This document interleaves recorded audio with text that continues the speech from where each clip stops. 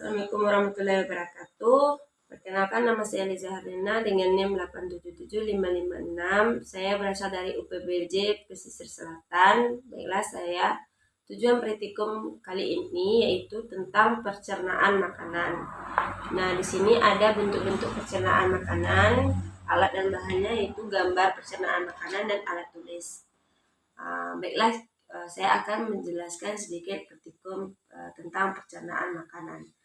Struktur sistem pencernaan makanan pada manusia terdiri dari beberapa organ yang berturut-turut, dimulai dari mulut, kerongkongan, lambung, usus halus, usus besar, dan anus. Yang pertama yaitu mulut. Mulut adalah saluran pertama yang dilalui makanan. Mulut dianggap sebagai pintu bagi makanan dan minuman yang telah dikonsumsi untuk masuk dan diteruskan kepada sistem pencernaan selanjutnya. Pada rongga mulut dilengkapi alat pencernaan dan kelenjar pencernaan. Pada mulut terdapat beberapa bagian penting, diantaranya ada gigi yang berfungsi untuk memotong, mengoyak, atau mengunyah makanan agar menjadi lebih halus dan lebih mudah dicerna. Kemudian, ada lidah yang berfungsi untuk mengecap rasa makanan dan memposisikan makanan agar mudah dikunyah dan membantu makanan agar mudah ditelan. Terakhir, ada kelenjar ludah yang membantu menelan makanan dengan lebih mudah lagi dan berfungsi sebagai pelindung rongga mulut. Yang kedua ada kerongkongan. Kerongkongan atau esofagus merupakan saluran yang menghubungkan antara rongga mulut dengan lambung. Kerongkongan berfungsi sebagai jalan bagi makanan yang telah dikunyah dari mulut menuju lambung. Gerakan kerongkongan ini disebut gerak peristaltik, artinya gerakan kembang kempis kerongkongan untuk mendorong makanan masuk ke dalam lambung. Makanan yang berada di dalam kerongkongan tersebut hanya sekitar 6 detik. Yang ketiga ada lambung. Lambung atau ventriculus merupakan kantung besar yang terletak di sebelah kiri rongga perut. Lambung terdiri dari 3 bagian, yaitu bagian atas yang disebut kardiak, bagian tengah membulat disebut fundus, dan bagian bawah disebut pilorus.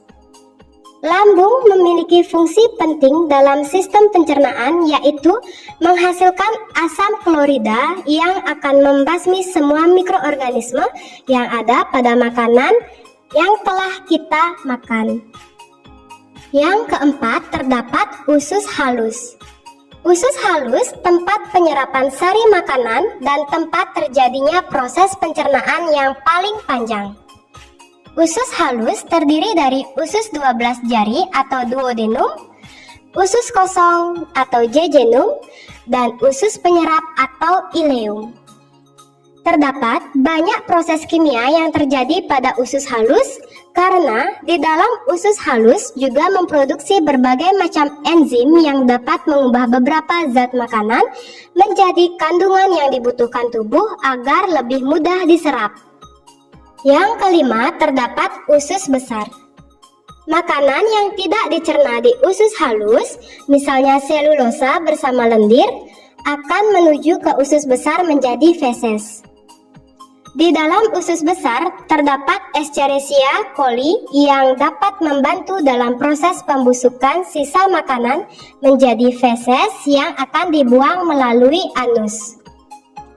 Yang keenam atau yang terakhir adalah rektum dan anus.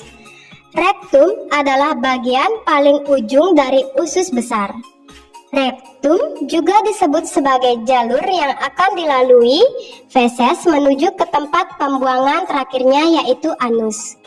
Artinya, apabila feses sudah siap dibuang, maka otot sphincter rektum mengatur pembukaan dan penutupan anus. Sedangkan anus seperti yang diketahui merupakan lubang di mana feses akan dikeluarkan dari dalam tubuh untuk dibuang.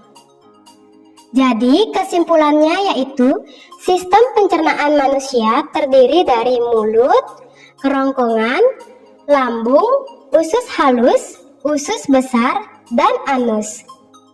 Sistem pencernaan manusia dimulai dari proses memasukkan makanan ke dalam mulut atau ingesti.